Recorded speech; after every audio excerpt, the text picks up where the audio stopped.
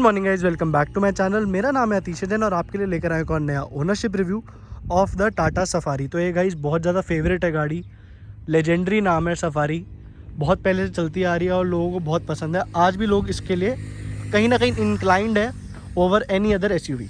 तो हम आज इनके ओनर से पूछेंगे कि इन्होंने सफारी क्यों ली, और ये कोई नॉर्मल सफारी भी नहीं है। आपने स्टिकर देख ही लिया होगा, ऑटो साइक लिखा हुआ है, मतलब गाड़ी में कुछ ना कुछ छेड़छाड़ तो हुई भी है। ये हुई भी है गाइस ट्यून्ड स्टेज 1 कोड 6, बिल्कुल हमारी सेल्टॉस की तरह। तो हम एक बारी भैया से पूछेंगे, भैया से मिलेंगे कि सफारी क्यों ली, ट्यून कराने का मन कैसे बैठा और पूरा प्रोसेस कैसा रहा उनका। गाड़ी के ओनर भैया कैसे हैं आप? बहुत बढ़िया, बहुत बढ़िया भैया जी। भैया का भी चैनल है यूट्यूब पे, भैया नाम बता दो। अतर व्लॉग्स के नाम पे। तो भैया स्टार्टिंग से बात करते हैं। आप जब गाड़ी लेने गए थे तो आपने मन में सोचा हुआ था कि सफारी ही लेनी है? सफारी नहीं सोच गया था भाई, मैं गया था स्कॉर्पियो लेने। Scorpio N? नहीं, क्लासिक लेने। उस टाइम पे एन लॉन्च नहीं हुई थी, XUV 700 भी लॉन्च नहीं हुई थी, तो मेरे पास दो ही ऑप्शन थे, सफारी या वो। तो सफारी के बारे में मतलब उस टाइम पे लॉन्च हुई थी, पता नहीं था हमें, तो मैं गया स्कॉर्पियो लेने। ठीक है, S5 का अच्छा, मेरा मन था। क्लासिक वाली, वो जो तब क्लासिक भी नहीं आती थी, तब स्कॉर्पियो ही थी। वही हाँ थी। हाँ। तो वहाँ गए तो उससे पहले जो 2 जनरेशन आती थी जी, वो दोनों मैंने रखी हुई थी। अच्छा। तो बार से चेंज किया हुआ था, अंदर बैठने के बाद फील सेम था, कोई फील चेंज आज भी सेम ही है वो शायद। अभी हाँ। भी एन में भी मेरे को वैसे ही लगे। अच्छा, तो मैं फिर पापा के साथ बैठा, पापा हाँ जी, टेस्ट ड्राइव लेते, मैं बोला पापा यार इसने स्कॉर्पियो रख चुका हूँ मैं पहले। 6 महीने हाँ। के बाद इसने बेचने का फिर दिल करेगा, तो इससे अच्छा आप कहीं और चलो। तो फिर हाँ जी। पापा बोले कि अब इसके बाद क्या देखना है, वहाँ टाटा सफारी देखते हैं। अच्छा, तो टाटा सफारी में बैठे भाई। हाँ तो जी, मेरे हिसाब से अगर इनोवा के बाद कोई SUV गाड़ी है हाँ हाँ जिसमें कंफर्ट है, हाँ जी, एक्सट्रीम लेवल का, बहुत तो कंफर्ट वो है। मैंने भी सफारी अभी बैठा था, बहुत ज़्यादा कंफर्टेबल है। इसमें कहीं भी चले जाओ बैठ के, हाँ पता जी। भी ना चलता यार। और बजट का कुछ था आपका कि इतने बजट के बीच में लेनी है, कुछ ऐसे बजट सोचा हुआ? मेरा था भाई 15.5 के आसपास मेरे को S5 पड़ रही थी, स्कॉर्पियो की? हाँ। ठीक है। तो फिर 15.5 लगाने की जगह ये मेरे को पड़ी है 19,60,000 रुपए की, अच्छा, एक्सटेंड वारंटी करने के बाद। तो आपको जो आपने 4 लाख रुपए अप्रोक्सीमेटली, 4,10,000 रुपए जो आपने एक्स्ट्रा दिए, वो वर्थ इट लग रहे हैं अभी तक? बिल्कुल भाई, बिल्कुल। मतलब अभी तक मेरा ये दिल नहीं किया है कि मैं इसको, मतलब कोई ऐसा रीजन नहीं है, ख्याल भी नहीं आया कि बेच दूं, चेंज कर लूं, हाँ, कुछ ऐसा नहीं। सोचा था स्कॉर्पियो एन को लेके, हाँ जब हाँ, मैं टेस्ट ड्राइव लेके आया तो भाई मेरे को उसमें भी मजा ना आया, नहीं आया? नहीं आया। अच्छा तो मैंने, और XUV 700 की लुक ही पसंद ना आती, अच्छा, नहीं आई आपको? मेरे को नहीं आती भाई। अच्छा, तो उस टाइम पे एक गाड़ी और आती थी जो होती थी MG हेक्टर प्लस, चाइनीज़ है। चाहे वो जो कंपनी है वो ब्रिटिश की कंपनी है और चाइनीज़ ब्रांड ने खरीद रखी है, बट फिर भी कहीं ना कहीं रहता है मन में चाइनीज है, सब चाइनीज़ है, पहला ही शब्द ये है। ना मानते घर वालों के, चाइनीज है भाई। हाँ हाँ क्या हाँ, करें यार। पर उसकी भी वैसे मैंने जो देखा, बिल्ड क्वालिटी वगैरह बहुत अच्छी है। अच्छे मेरे दोस्त के पास है, हाँ हाँ कोई दिक्कत नहीं आई है। मेरे ख्याल से 4 साल हो गए, 4 साल लॉन्च हुए हो गए। हाँ हाँ वो हाँ। पहले वाले से में आई, स्लॉट में आई थी अच्छा, उसकी। फर्स्ट बैच की गाड़ी थी? हाँ, वो अच्छा, अभी तक है उसके पास, कोई दिक्कत नहीं आ रही है, पर वही दिल ना माना। दिल नहीं और मानता। वैसे भी टाटा हिंदुस्तानी है भाई, टाटा मेड इन इंडिया है, मेड फॉर इंडिया है, इसी के सपोर्ट लिए करना चाहिए, बिल्कुल। सपोर्ट करना चाहिए भाई। तो भैया सफारी आपने फिर, जैसे पेट्रोल में तो आती नहीं, आती नहीं तो आपने अभी तक कितनी चला ली? रनिंग ज़्यादा है आपकी? 23,000 किलोमीटर में। कितना टाइम हो गया आपको लिए हुए गाड़ी? 1.5 साल। 1.5 साल। हाँ। 1.5 साल में 23,000, मतलब ठीक ठाक रनिंग तो है, ठीक ठाक है, ज़्यादा नहीं है? ज्यादा नहीं है। दो या तीन, मतलब दिल्ली से बाहर गया हूँ 2 या 3 हाँ बार, हाँ। मतलब अमृतसर चला गया, जम्मू चला गया या राजस्थान तब चला तक कैसा रिस्पॉन्स था भैया गाड़ी का? बहुत बढ़िया भाई, बहुत बढ़िया, कंफर्टेबल है? एवरेज बहुत तगड़ी। क्या एवरेज आती इस है? सेगमेंट में कोई नहीं था, 18 की हाईवे पे दे रही है ये। इतनी बड़ी गाड़ी, 2000 सीसी का इंजन, हाँ, 18 की पूरे एवरेज? 7 लोग बैठने के बाद 18 की एवरेज दे रही है, AC के अंदर। AC के अंदर, बताओ। हाईवे के ऊपर। और मैं सही बात बताऊँ, इसकी गाड़ी की स्टेबिलिटी भी बहुत ज़्यादा अच्छी है, बहुत बढ़िया, बिल्कुल चिपक के चलती है, रोड नॉइज नहीं आती, कुछ नहीं आता है ना? आप वो बॉडी रोल भी ना के बराबर है इसमें, बिल्कुल। कट भी 80-90 पे कट लग जावे, हाँ आराम से, हाँ, कोई दिक्कत वाली दिक्कत बात नहीं है, बिल्कुल ना। और 5 स्टार गाड़ी है, 5 स्टार है। बिल्ड क्वालिटी, दरवाजे इतने स्ट्रॉन्ग है, सॉलिड है। इसमें 1200 RMS का सबवूफर है, अच्छा, बिल्कुल डैम्पिंग नहीं कराई है, हाँ, एक हाँ। दरवाजा नहीं बजता भाई इसका। अच्छा, कोई मतलब vibrate- स्टॉक इतनी हैवी है? बहुत हैवी है, बहुत हैवी है। तो भैया ये तो हो गई कि कंपैरिजन में आपने MG हेक्टर प्लस तो सोची नहीं, सोची नहीं थी। स्कॉर्पियो से आपको ये बेटर ये लगी? बेटर लगी थी। XUV 700 का तब आया ही नहीं था? लॉन्च नहीं हुई थी भाई। अच्छा और वो उनसे पूछा था तो वो बोले हमें कोई आइडिया नहीं है अभी। अच्छा, फिर उसके बाद वो बोलेरो एन आई थी, बोलेरो नियो आई हाँ, थी, हाँ। तो वो यार वो तो अलग सेगमेंट अलग हो गया, है, वो वो पसंद इसके टक्कर की तो बिल्कुल भी नहीं है। तो इसमें और हैरियर में आपने क्यों नहीं, मतलब हैरियर भी सेम है? मेरे को 7 सीटर चाहिए थे क्योंकि अच्छा, रिक्वायरमेंट थी? हाँ, मेरी शादी हो गई थी, मेरे अच्छा। भाई की भी शादी हो गई थी, तो हाँ, 2 हाँ, मेंबर बड़ी गाड़ी, मतलब 7 सीटर गाड़ी की रिक्वायरमेंट थी। तो जो इसकी लास्ट की 2 सीट्स हैं जी। वो आपको प्रैक्टिकल लगती है या वो बच्चों के लिए है? नहीं, मेरा भाई बैठ जाता है यार। अच्छा। मेरी जितनी हाइट है, मेरे जितना वेट है। अच्छा, वो पीछे आराम से बैठ सकते हैं। पर दिल्ली से बाहर जाना हो ना तो फिर दिक्कत हो जाती है। शॉर्ट राइड्स के लिए हाँ, short आप rides के लिए मैनेज कर बैठ सकते हो, manage कर सकते हो। पर लॉन्ग हाईवे ट्रिप्स वगैरह के लिए फिर वो किसी बच्चे को या जिनकी हाइट कम हो, लेडीज बैठ जाती है। लेडीज बैठ जाती है। जिनका भी हाइट वेट देखो थोड़ा सा कम होगा ना, वो आराम से कंफर्टेबली लॉन्ग राइड्स पे भी बैठ सकते हैं, है ना। आपने ये कौन सा मॉडल लिया था भैया, मतलब ये वेरिएंट जो कहते हैं? XM। तो मतलब ये डीजल मैनुअल है? डीजल मैनुअल है ये। अभी तक आपको इस गाड़ी में क्या नेगेटिव्स लगे?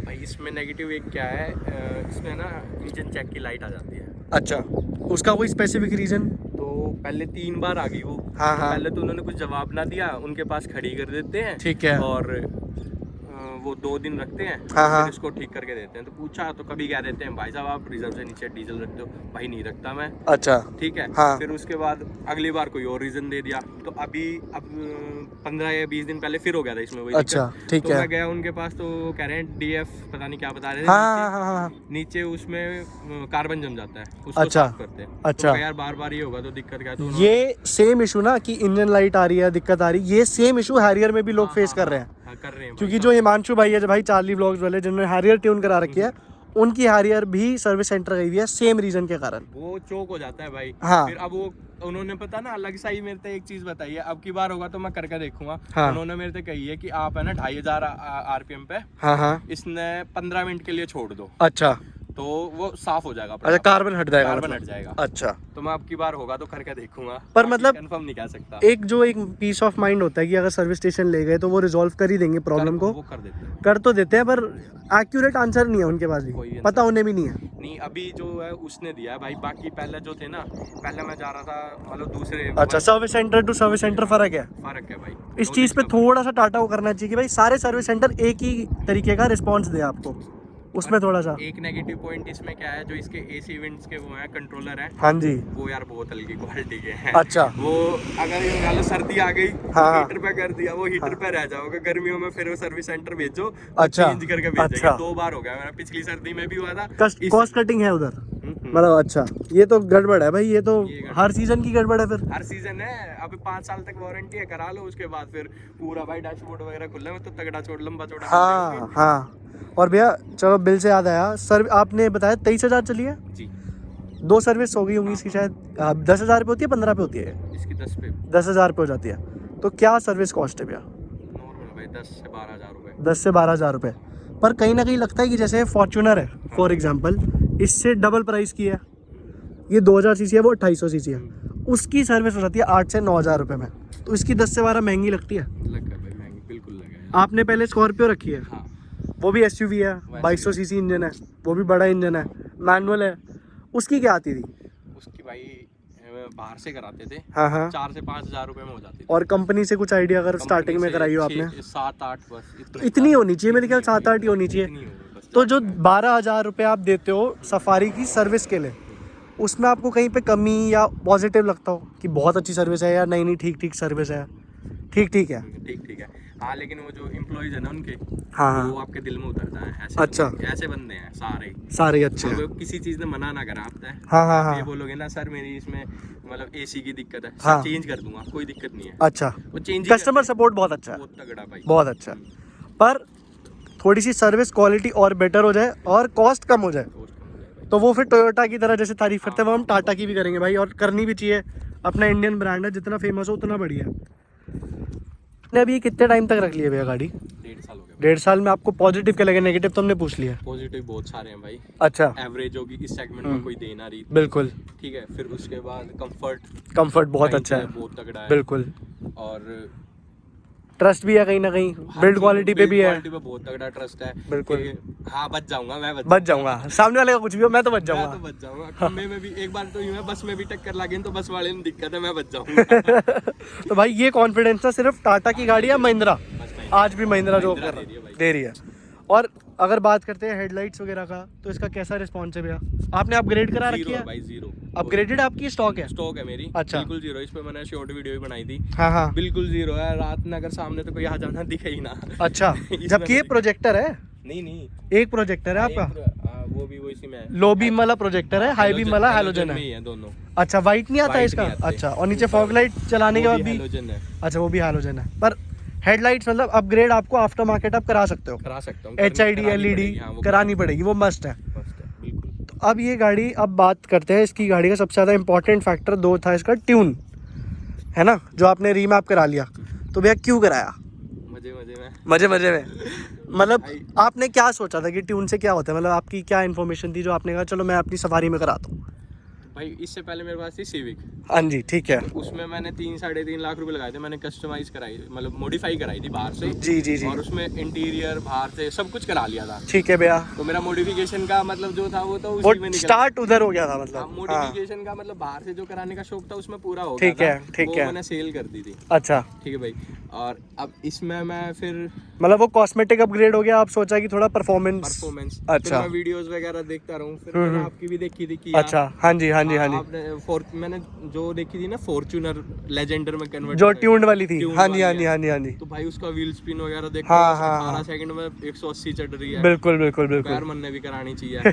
तो फिर ऐसे ही मैंने पापा को बोल दी जी। पापा बोले करा ले। अच्छा। और भाई 2-3 जगह फोन घुमाए, उन लोगों ने टाइम ना दिया। फिर मोटरसाइकिल वालों ने के पास फोन करा, सुबह फोन करा, वो बोले सर आ जाओ।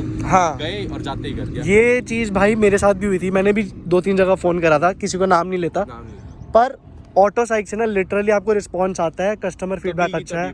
और वो कहते हैं कि सर आप आ जाओ, इस टाइम पे आ जाओ ताकि आपसे सबसे कम टाइम लगे। बिल्कुल कम भाई। जाते ही सबसे पहली गाड़ी मेरी थी भाई, उन्होंने खोला और हाँ, करना चालू। वो अपॉइंटमेंट बहुत बढ़िया तरीके से देते हैं। तो भाई शाउट आउट टू ऑटो साइक, अगर कोई देख रहा है तो उज्जवल भैया। उसके बाद आपने फिर ये ट्यून कराने गए, तो ये डीजल मैनुअल, उन्होंने कुछ बोला कि ट्यून आपको ऑप्शन क्या थे आपके पास? नहीं, उन्होंने कुछ नहीं बोला। उन्होंने कोड 6 का आपने? अच्छा, मेरे को पता भी नहीं था भाई कोड 6 अच्छा।